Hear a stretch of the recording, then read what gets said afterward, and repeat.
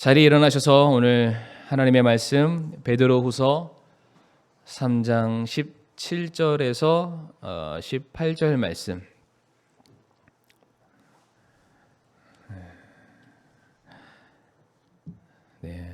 한 절씩 교독하겠습니다. 그러므로 사랑하는 자들아 너희가 이것들을 미리 알았은즉 그 사악한 자들의 오류에 이끌려 너희도 너희 자신의 굳건함에서 떨어지지 아니하도록 주의하라. 오직 은혜 안에서 자라고 우리 주 곧 구원자 예수 그리스도를 아는 것에서 자라라. 그분께 영광이 이제와 영원토록 있기를 원하노라. 아멘. 말씀을 위해서 한 번 더 기도하겠습니다. 아버지 하나님 감사합니다. 이 시간 말씀을 전할 때에 부족한 종의 입술을 하나님께서 귀하게 사용하여 주시옵소서.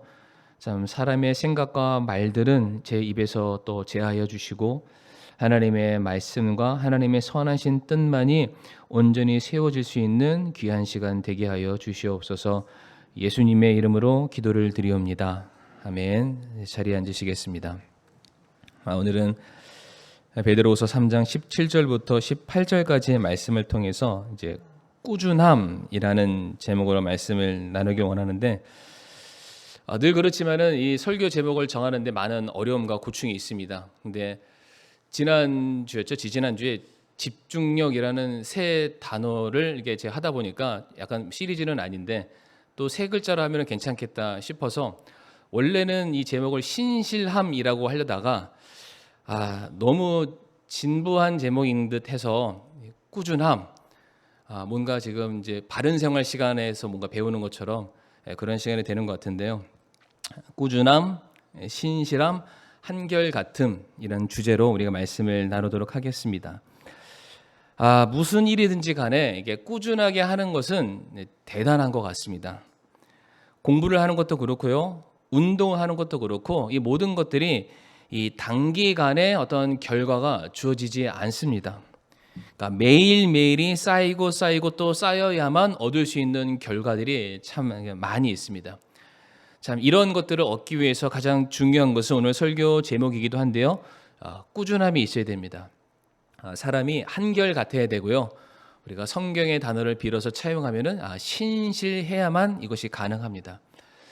우리 주변에 성공하는 사람들을 보더라도 참 그들이 우연의 결과로 성공한 사람들은 극히 드문 것 같습니다. 쉽게 얘기해서 로또 맞아서 성공하는 사람들을 우리 주변에서는 찾아보기 힘들죠. 대신에 무슨 일이 됐든지 간에 어떠한 사람들이 성공한 사례를 보게 되면은 어떠한 일에 그 사람이 평생을 바쳐왔던 것들을 볼 수가 있죠. 무슨 일이든 꾸준하게 그동안 해왔기 때문에 어찌 보면은 너무나도 당연한 결과를 얻어간다.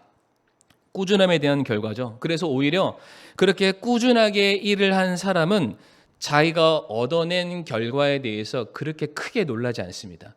내가 이 정도 수고했고 이 정도 헌신했고 이만큼 확신을 가지고 이 오랜 시간 이 결과는 당연한 거다. 이제 얼마 전에 수능이 끝났는데 꼭 수능 만점 받은 학생들 보면 뭐라고 대답하나요? 교과서에 집중을 했고 잘 때 자고 놀 때 놀고 하여튼 최선을 기본기를 했을 때 그 기본기라는 게 남들과 똑같지 않죠. 진짜 꾸준하게 정말로 정해진 시간에 그렇게 왔기 때문에 그 친구들은 자기가 이 점수를 받을 거를 이미 알고 있어요. 그러니까 꾸준함이 이만큼 중요하다라는 것이죠. 근데 저는 이 꾸준함이 신실함이 우리 신앙생활 가운데서도 저는 동일하게 적용을 해야 된다라고 믿습니다. 우리가 믿음이 자라는 것도 꾸준함이 있어야 돼요. 저희들은 어떤 비법을 원합니다. 5분만 투자하면 살이 1kg 빠집니다. 뭐 그런 거 있잖아요. 돈 100만 원에 1억 벌기 막 이런 식으로 해서 저희는 1억 천금 별 말도 안 되는 걸 가지고 조금 투자해서 엄청난 것을 얻기를 원하는 그런 마음이 있지만 실상은 그렇지 않죠. 모든 것이 꾸준해야 되는데 믿음, 신앙생활도 마찬가지죠. 꾸준해야만 합니다. 우리가 대표적으로 데살로니가전서 5장 16절 18절 말씀 성도님들 잘 아시죠? 항상 기뻐하라, 쉬지 말고 기도하라, 모든 일에 감사하라라고 되어 있어요.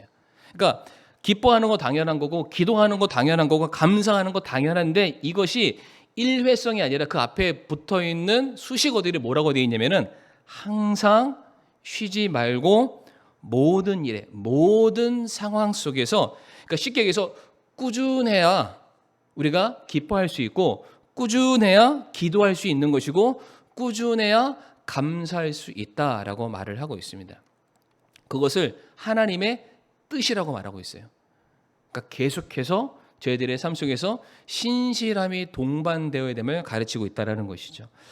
오늘 본문 17절 말씀 보게 되면 그러므로 사랑하는 자들아 너희가 이것들을 미리 알았은즉 그 사악한 자들의 오류에 이끌려 너희도 너희 자신의 굳건함에서 떨어지지 아니하도록 주의하라라고 되어 있습니다. 굳건함, 확고부동하게 지탱하고 서 있는 거 우리가 계속해서 붙들어야 될 것을 성경은 굳건함이라고 말을 하고 있어요. 그것을 끝까지 붙들어야 된다. 다시 말해 성도는 가야 할 길을 계속해서 가야 되고요. 성도는 믿는 바에서 계속해서 그 자리에 서 있어야 되는데 우리의 신실함과 우리의 꾸준함과 우리의 한결같음을 뒤흔드는 어떠한 진실에서 우리를 오리로 끌어가려는 세력들이 있다라고 성경은 말하고 있습니다. 마치 우는 사자가 삼킬 자를 찾아 두루 다니는 것처럼 우리가 믿음 안에 바로 서 있지 못하도록 자꾸만 우리를 흔들고 우리를 넘어뜨리려는 방해 공작들이 우리 주변에 너무 많다라는 거죠. 그러니까 그 꾸준함을 신실함을 지키는 것이 결코 쉽지 않음을 우리에게 말씀하고 계시는데 바로 이와 같은 우리들의 삶을 미혹하게 하는 것, 이 우리들의 삶의 꾸준함을 방해하는 요소가 무엇일까? 오늘 보면 18절 말씀을 통해서 우리가 두 가지를 살펴볼 수 있는데 첫 번째는 우리가 이기심을 버려야 됩니다. 이기심. 18절 상반절 말씀 보게 되면은 오직 은혜 안에서 자라라라고 지금 말씀을 하고 계시죠. 이기심을 버려야 되는데 은혜 안에서 자란다. 무슨 상관관계가 있을까? 잘 한번 들어보시길 바랍니다. 근데 은혜가 뭘까요? 은혜. 뭐 잘 아시는 내용이죠. 은혜는 받을 만한 자격이 없는 자에게 베풀어지는 호의, 이것을 바로 깨닫는 사람을 은혜를 아는 자라고 말을 합니다. 쉽게 얘기해서 몇 날 며칠을 굶은 사람에게는 스테이크가 은혜가 아니라 몇 날 며칠을 굶은 사람에게는 떨어져 있는 주먹밥 하나도 은혜입니다. 성도님 정말로 떨어진 주먹밥 드셔보신 적 있으시나요? 저는 있습니다. 군대에서 훈련을 나갔는데 세상에 훈련이 끝날 기미를 안 보이는 거예요.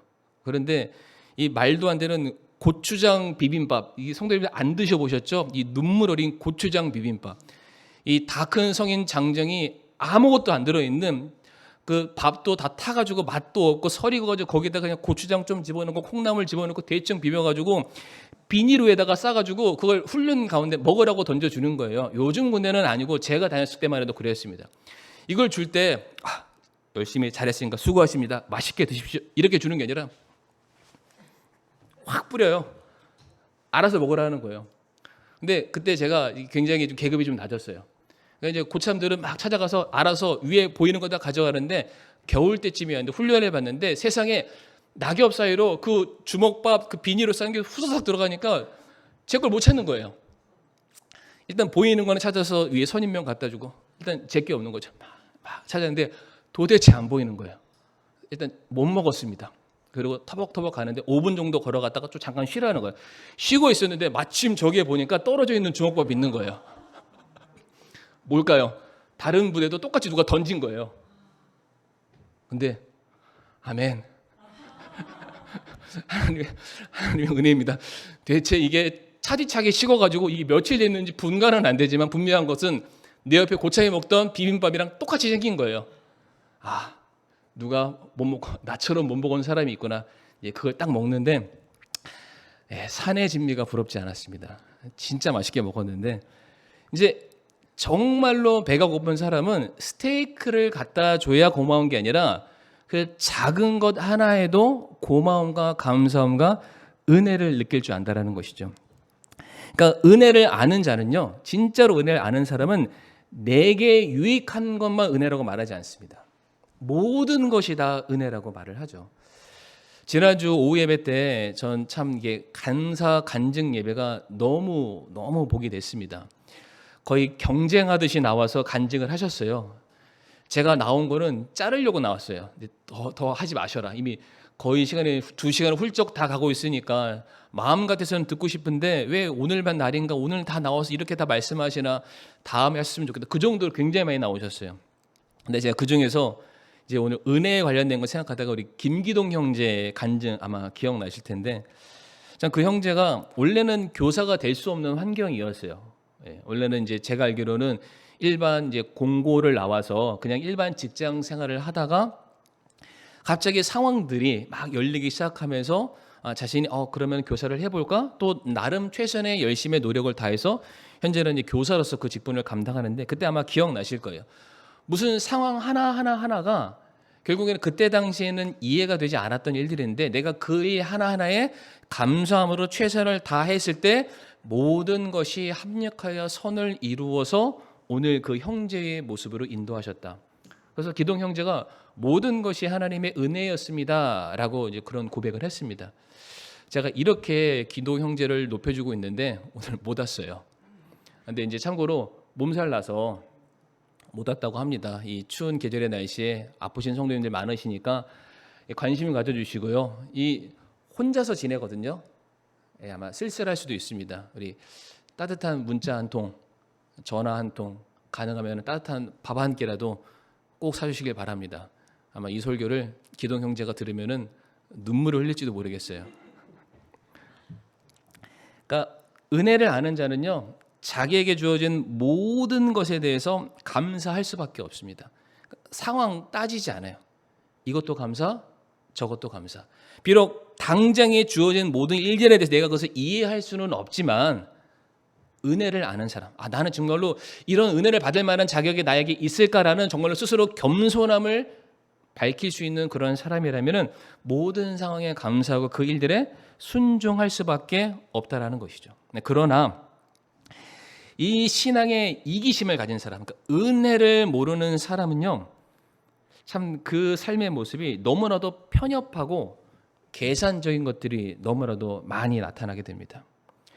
모든 일들에 있어서는 과정이 있어야 되고요, 시간이 필요합니다. 어떤 공정이 반드시 필요하고 인내의 시간들이 필요한데 자꾸만 단번에 단기간에 모든 것들이 갑자기 좋아지기를 바래서 그냥 내가 은혜가 아니면 은혜가 안 되는 거예요. 그냥 싫은 거예요. 은혜 안에서 자라가야 되는데, 그래서 그 모든 것들 상황 가운데 감사함으로 내가 신앙생활을 꾸준하게 해야 되는데 그 모든 상황에서 내가 이해 안 된다고 그냥 훌쩍 도망가 버리고 감사하지 않고 불평하고 원망하고 그냥 낙담해 버리고 좌절해 버리는 모습들이 너무나도 많다라는 것이죠. 이러한 모습이 우리의 신앙의 꾸준함, 신실함을 방해할 때가 참 많이 있습니다.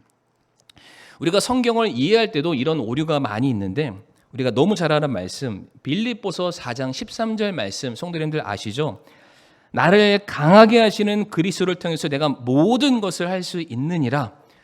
이 말씀이 가게, 무슨 집, 이게 엄청나게 현판 같은 걸로 해서 많이 걸려 있어요. 그래서 이 말씀만 주구장창 외웁니다. 나를 강하게 하시는 예수 그리스도 통해서 모든 것을 할 수 있어. 나는 모든 것이 가능해. 다 할 수 있어. 그러니까 예수님 믿으면 모든 게 다 가능해 돼요. 예수님 믿으면 다 성공해 돼요. 예수님 믿으면 내 하는 모든 일들이 족족 다 완전히 그냥 편안하게 다 풀려야 되는 그런 신앙을 가지고 있습니다. 그런데 이 앞의 구절이 굉장히 중요합니다. 그러니까 이렇게 내가 신앙 안에서 강력해지려면은, 내가 이렇게 신앙 안에서 온전한 믿음을 갖기 위해서 선행되는 구절 11절과 12절에 있는데 우리는 이 과정을 생략하고 싶어 합니다. 왜? 이기심이 있어서. 11절과 12절 말씀에 내가 궁핍함으로 말하지 아니하노라. 내가 어떠한 처지에 있든지 거기에 만족하는 것을 내가 배웠느니 내가 비천하게 되는 것도 알고 풍부하게 되는 것도 알아. 어디에서나 모든 일에서 배부른 것과 배고픈 것과 풍부한 것과 궁핍 당하는 것을 다 배웠다라고 말합니다. 우리는 그런 상황들을 지나갔으면 하고 내게서 없어졌으면 좋겠고, 그런 거랑 나랑은 전혀 별개의 상황이 됐으면 하는 그런 바람에서 뭐든지 그리스도 안에서 나는 다 가능했으면 좋겠다. 그런 어려움, 고난, 시련 내 삶 속에서 아예 없었으면 좋겠다. 그게 내 삶에서 완전히 떨어져 나가기를 바라는 마음이 참 큰데, 오히려 바울이 말하기를 내가 모든 것이 예수 그리스도 안에서 가능할 수 있었던 것은 오히려 배고픔을 벗어나는 것이 아니라 배고픔을 통해서 주님의 은혜를 배웠다라고 말합니다. 궁핍하고 어려운 환경을 통해서 그 고난을 뛰어넘는 주님의 위로의 손길을 내가 배웠다라고 말합니다. 그러니까 모든 상황들을 피해서가 아니라 오히려 그 과정들을 통과하고 인내하고 배우는 일련의 과정들을 통해서 내가 예수 그리스도로 말미암아 모든 것을 이길 수 있는 믿음이 내게 있음을 내가 배웠노라라고 선포를 하고 있습니다. 이게 굉장히 중요하다라는 겁니다. 이와 같은 인내의 과정이 있어야만 우리의 믿음이 자라날 수 있는데 우리는 그런 것들을 피하고 싶어하는 영적인 이기심 가운데 살아가고 있다는 것이죠. 비슷한 말씀이 마가복음 12장 28절에도 있는데요. 서기관들 중에 한 사람이 그들이 함께 논쟁하는 것을 듣고는 그분께서 그에게 잘 대답하신 줄 알고 나와 그분께 여쭙되 모든 명령 중에서 첫째 명령이 무엇입니까? 라고 그들이 예수님께 질문을 합니다. 그러니까 서기관 예수님께 나와서 첫 번째 명령이 무엇입니까? 계명이 무엇입니까? 라고 묻죠. 그랬더니 예수님께서 말씀하세요. 네 마음과 혼과 생각을 다해서 주 너희 하나님을 사랑하라. 그 다음에 예수님께서 말씀하시기를 둘째 명령은 이와 같으니 첫째 둘째가 아니라 두 개 같다는 뜻이죠. 너는 내 이웃과 내 자신과 같이 사랑하라. 이니라 이것보다 더 큰 명령이 없다라고 말씀을 하세요. 그랬더니 이 말을 들었던 서기관이 대답하는 것이 32절과 33절입니다. 읽지는 않겠습니다만 이 말이 무엇이냐면은 예수님이 지금 나에게 하는 말씀을 나도 압니다라고 얘기하는 거예요. 이해가 되시나요? 그러니까 그들이 지금 예수님께 첫째 명이 무엇입니까? 라고 물었던 것은 몰라서 물어본 게 아니라 알고 물어본 거예요. 그러니까 예수님이 대답하시니까 나 그거 알아요 라고 얘기하는 거죠. 그런데 그들이 아는 게 지켰던 것은 아니에요. 왜냐하면 그 이어지는 말씀들을 보게 되면은 이들이 알지만은 안 지키고 있으면 명확하게 드러납니다. 마가복음 12장 38절부터 40절까지 말씀 화면에 나와 있지는 않습니다만 그 말씀들을 보면 분명히 이들은 첫째 계명이 하나님을 사랑하는 것처럼 이웃을 사랑하는 거 알아요 라고 말하는 사람들이었는데 38절 말씀 보면 그들은 긴 옷을 입기를 좋아했다라고 되어 있습니다. 다른 사람들 앞에서 너희와 내가 입는 옷은 다르다. 나는 권력자다를 드러내기를 좋아했다라는 거예요. 뿐만 아니라 시장에 찾아갔을 때 사람들에게 인사받는 것을 좋아했대요. 동등한 입장에 서 있는 것이 아니라 그들 위해서 군림하는 자가 되기를 그들은 좋아했다라고 말합니다. 39절 말씀 보게 되면 그들은 항상 회당에 으뜸 가는 자리를 좋아했다라고 되어 있어요. 낮은 자리에서 주님의 말씀에 따라서 섬기고 남을 높여주는 자가 아니라 오히려 다른 사람들 위해서 섬김을 받기를 좋아하는 사람들이었다라고 주님께서 말씀하고 계시고요. 그들은 과부와 고아 같은 사람들을 돕는 일에 그들의 삶을 들였던 것이 아니라 오히려 과부들이 가지고 있는 재산, 그들의 집을 삼키는 자였다. 약한 자들을 괴롭혔고 폭리를 취하는 자들이었다라고 말합니다. 또한 40절 말씀 보게 되면 그들은 거칠애로 기도했다.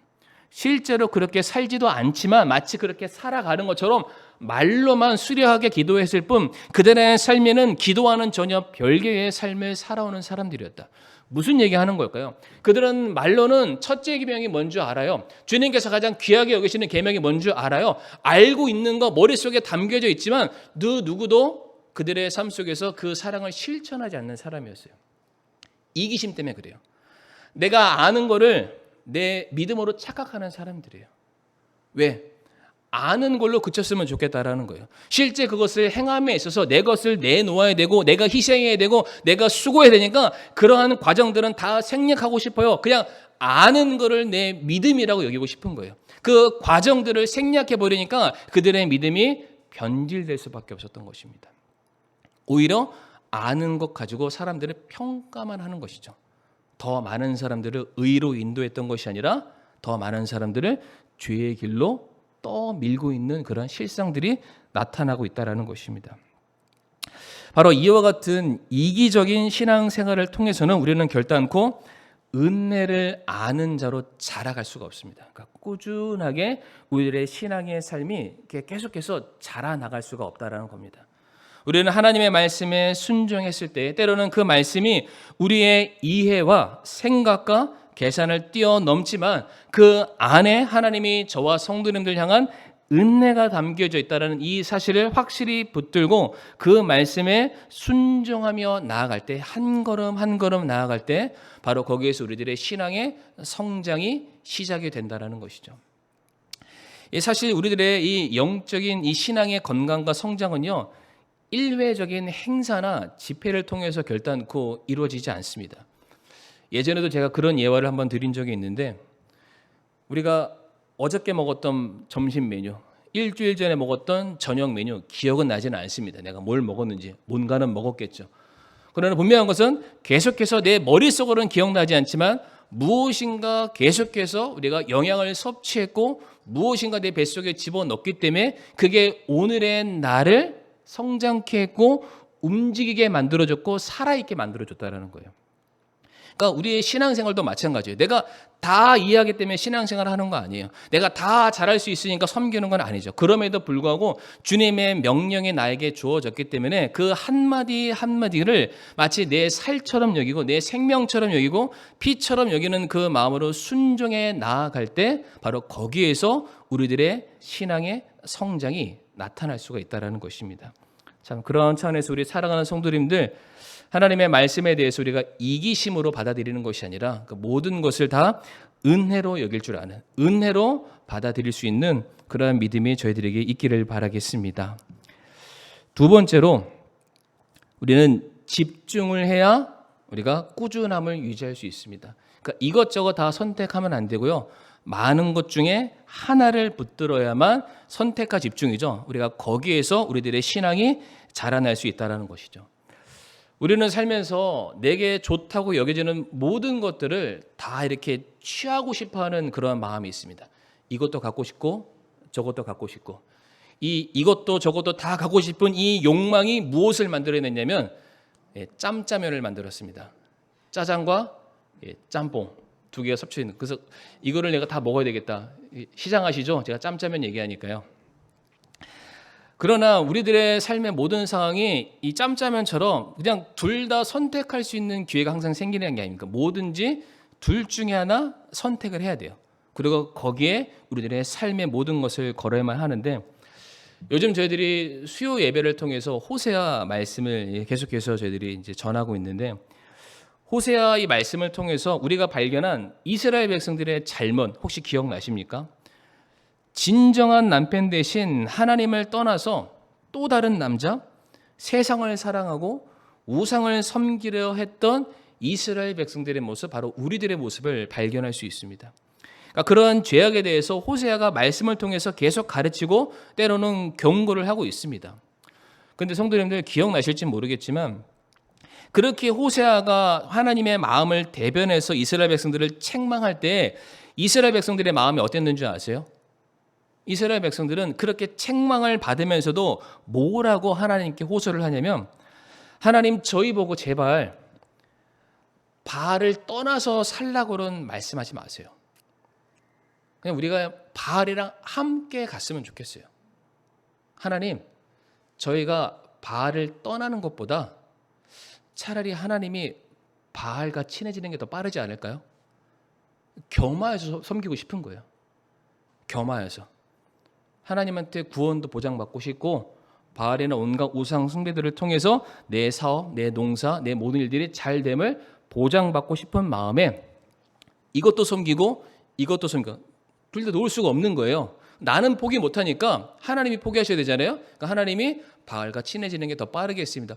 호세아 내용이 그런 내용입니다. 하나님이 그들의 그 잘못된 신앙의 고백을 들으면서 얼마나 마음이 아프시겠어요. 그러니까 이스라엘 백성들은 더 많은 신을 섬기면 섬길수록 그들의 삶이 더 풍요로워질 거라는 잘못된 착각 속에 살아갔습니다.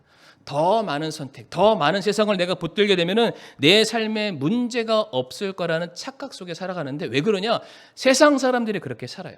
세상 사람들이 지난 수요 설교를 빗대어서 설명드리면 그 사람들은 더 넓은 집에서 더 많은 것들을 채워나가면서 더 많은 성공이 마치 그들의 삶이 정말로 너무나도 행복하다, 부족할 것이 없다, 아무런 문제 없다, 이것을 보여주는 것 같으니까 그것을 바라보는 이스라엘 백성들 역시 세상 사람들처럼 자기 집을 더 많이 늘리는 것을 삶의 행복으로 여기기 시작했다라는 거예요. 하나님 한 분만을 우리가 섬겨야 되는데 오직 하나님에게만 참된 생명이 있고 참된 은혜가 거기 있는 것을 알매도 불구하고 세상 사람들은 다 그렇게 사니까 그냥 나도 그렇게 선택하는 것이 옳다라는 착각 속에 사람들이 빠져가게 되죠. 그래서 엘리야가 이런 말씀을 선포하게 되는데요. 열왕기상 18장 21절 말씀 보게 되면 엘리야가 온 백성에게 가서 이르되 너희가 어느 때까지 두 의견 사이에서 머뭇거리느냐. 만일 주께서 하나님이면 그분을 따르려니와 만일 바알이 하나님이면 그를 따를지니라 하니 백성이 그에게 한마디도 응답하지 못했다라고 되어 있어요. 지금 엘리야가 이스라엘 백성들이 갈멜산 꼭대기에 왔는데 엘리야는 한 명인 거예요. 근데 그 꼭대기에 바알을 섬기는 선지자 450명, 아세라를 섬겼던 선지자 400명, 850대 1. 분명히 하나님의 살아계심은 확실하고 하나님께서 역사하심은 확실한데 그 믿음의 사람이라고 한 사람은 엘리야 한 사람이었고 그 믿음과 대척점에 서 있는 사람은 850명인 거예요. 그것을 바라봤을 때 이스라엘 백성들이 분명히 하나님이 살아계심은 맞지만 그 증거가 한 명이고 하나님이 살아계시지 않는다고 말하는 사람들은 850명이니까 눈에 보이는 게 이끌려서 어디에도 선택하지 못했다라고 말하고 있습니다. 근데 우리의 실정이 그렇다라는 거예요. 매주일 교회에서 우리들의 삶 속에서 말씀을 통해서 하나님의 살아계심을 우리가 분명히 알고 믿고 확신하고 다짐하고 결단하고 세상에 돌아가지만 당장 눈에 보이는 것에 영향을 받습니다. 그래서 하나님을 택하느니 세상도 택하면서 저희들은 살아가고 있습니다. 그러면서 우리는 우리들의 신앙이 어제보다는 오늘, 오늘보다는 내일 더 자라가기를 바라는 그런 마음이 있어요. 하나님 한 분 섬기는 것만으로도 우리들의 삶이 부족한데 그 삶의 시간을 또 쪼개서 이게 2분의 1이 아니에요. 어떤 경우는 3분의 1, 4분의 1, 5분의 1, 6분의 1. 내가 세상에 더 발을 깊숙이 들여놓으면 들여놓을수록 내 마음이 어떤 사람에게, 어떤 사물에게, 어떤 환경에게 자꾸만 빼앗겨서 하나님의 자리를 자꾸만 빼앗기고 있는 그런 상황들이 계속해서 생겨나고 있다. 여호수아도 그 말을 똑같이 하잖아요. 여호수아 24장 15절 말씀에 만일 주를 섬기는 것이 너희에게 나쁘게 보이거든 너희 조상들이 강 저편에서 섬기던 신들이든지 혹은 너희가 거하고 있는 땅의 아모리 족속의 신들이든지 너희가 섬길 자를 너희를 위해 이날 택하라.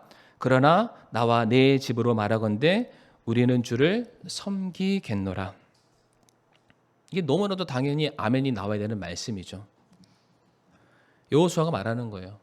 하나님을 택하든 우상을 택하든 알아서 해라. 근데 성도님들, 여호수아가 이 앞에 아무런 말을 안 하고 이 말만 딱 했으면 사람들이 갈등할 수 있어요. 망설일 수 있어요. 근데 이 말씀 전후로 여호수아가 무슨 말씀을 선포하냐면 하나님은 우리를 이집트 땅 속박의 집에서 우리를 건져내신 분이시다라고 말을 합니다. 또한 아모리 족속들을 우리들의 눈앞에서 쫓아내신 분이 우리의 하나님이시다. 이방의 모든 나라를 주님의 권능으로 짓밟고 우리로 하여금 이곳까지 오게 하신 하나님이시다. 그 얘기를 해요. 그리고 난 다음에 이 얘기를 하는 거예요. 하나님을 택하든 우상을 택하든 알아서 해라. 이게 죄송한 얘기입니다. 멍청이가 아니면, 바보 천치가 아니면 이거는 두말할 것 없이 하나님을 택하는 게 맞아요. 근데 여전히 이스라엘 백성들은 엘리야 때처럼 머뭇거립니다. 머뭇거려요. 선택하지 못해요. 집중하지 못하죠. 그러지 않고서는 우리들의 신앙이 자라날 수가 없습니다. 그러니까 뭐든지 꾸준하게 해야 돼요. 하나님 한번 선택했으면은 우리 생명 다하는 그날까지 하나님만 줄기차게 쫓아가는 그런 신앙의 삶을 우리가 살아가야만 합니다. 이 예배도 들쑥날쑥하면 절대로 안 되죠. 기도도 마찬가지고 우리들의 모든 삶에 우리가 한번 주를 택했으면 주님의 그 속성과 성품이죠. 영원한 성품, 신실한 성품에 우리가 본받아서 끝까지 최선을 다해서 주의 길을 따르는 삶을 살아야만 합니다. 그러한 꾸준함이 없이는 우리들의 믿음은 자라날 수가 없다라는 사실이죠. 시편 1편의 말씀을 보고 마무리하도록 할 텐데요. 시편 1편 2절 말씀 보면 이런 말씀이 있습니다. 이제 의로운 자, 복 있는 자에 대해서 말씀하시면서 그는 주의 율법을 기뻐하며 그분의 율법을 어떻게 해요? 밤낮으로 꾸준하게 묵상하는 자다. 묵상하는 자는 그냥 읽는다는 차원을 뛰어넘죠. 삶으로 드러날 수밖에 없다. 그러니까 의로운 사람은 정말로 한결같이 꾸준하게 신실하게 주님이 내게 허락해 주시는 푸른 초장에서 내 삶의 뿌리를 내리면서 살아가는 사람이다. 그렇게 말씀하세요. 근데 반대로 4절 말씀에 경건치 못한 자에 대해서 말씀하시는데요. 경건치 아니한 자들은 그렇지 아니하며 오직 바람에 날리는 겨와 같다. 갈대 같다라는 거예요. 들쭉날쭉 보이는 거에 따라서 하나님 택하지도 못하고 그렇다고 그 믿음이 있으니까 세상 선택하지도 못하고 왔다 갔다 하면서 무엇이 은혜인지도 알지 못하고 집중하지도 못하는 그러한 모습.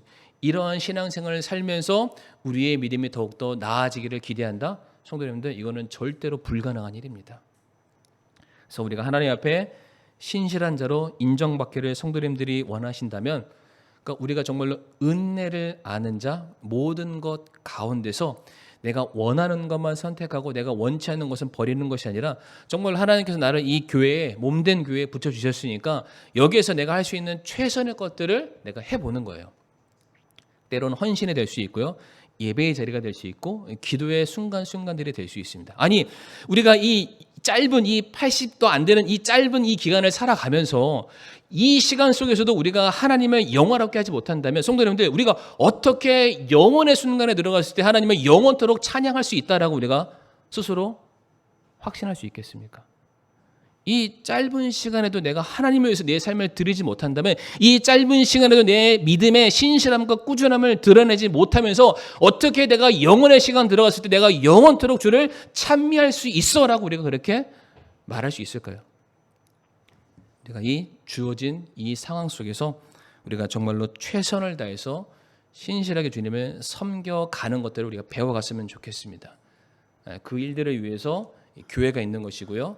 이 교회를 통해서 우리의 믿음이 훈련받고 자라나가게 되는 것이죠. 특별히 우리가 연말 연시가 될수록 많이 바빠집니다. 마음이 나뉘어질 수밖에 없죠. 뭐 그렇다고 해서 여러분들이 하셔야 될 그 모든 사업들을 내려놓으라는 게 아니라 그럼에도 불구하고 내 삶의 가장 중요한 것이 무엇인지를 결코 놓치지 마시고 내가 정말로 내 삶을 다해서 끝까지 투자하고 내가 자리매김해야 될 게 무엇인가를 분명히 할 수 있는 저와 우리 사랑하는 성도님들이 되었으면 좋겠습니다. 이 시간 함께 머리 숙여서 기도하도록 하겠습니다.